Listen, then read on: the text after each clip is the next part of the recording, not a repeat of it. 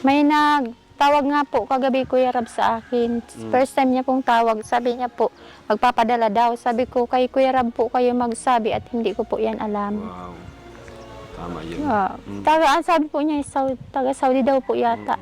Siya, sabi ko sa inyo Mas lang po. maganda pa rin talaga yung direkta sa amin. Apa. Or kung may mapadala man, halimbawa kay Carla, kagaya ng mga trusted, trusted sponsor, okay lang naman yun. Basta isasabi pa rin sa akin, Apa. i-report sa akin. Nagsabi na, iwasan natin yung Apo. ano. sabi ko po, sa kanya na lang po kayo magpadala. Na ganito talaga nanay ang mundo ng social media. Hindi po natin lahat ma-please yan.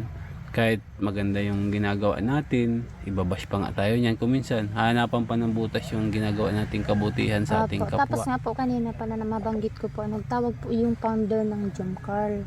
Opo. Tapos po may nagbabalita daw po na binigyan daw po kami ng 50K. Galing sa sponsor na hindi po daw nagdaan kay Kuya Rab.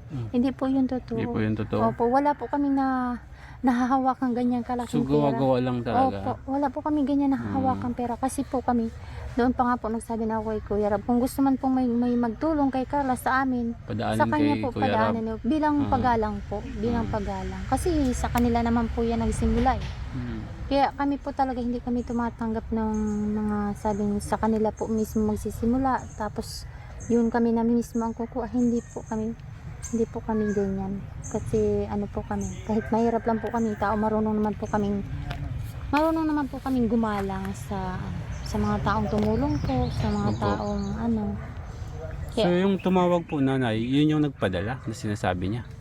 Hindi po, ano po siya, founder ng Jomcar. Na may nalaman siya na may nagpadala May daw sa nalaman inyo. daw po, oo. May naninira daw po. Direct. May naninira daw po sa Jomcar sa amin, kay Carla na may natanggap daw po kami 50K, halagang 50K. Sabi ko wala po kaming natatanggap ganyang halagang pera. Wala po kami talaga, sa totoo lang po. Nagkakapera po kami bigay ni Kuya Rab, yan galing po sa kanya. Pero po kung talagang mismo po kami ang hindi wala pa pong ganyan nakarating po sa amin. Kumbaga lahat po ng pinapabigay sa inyo, pinapadaan niyo muna po kay Kuya Rab. Opo. Para at least si Kuya Rab na lang ang bahala Opo. na ibigay sa inyo. So ayun mga kalingap, napakalinaw po napakalinaw na wala po, hindi po tumatanggap si nanay, si Carla, and si tatay ng kahit ano pa man galing sa sponsors. Ano po?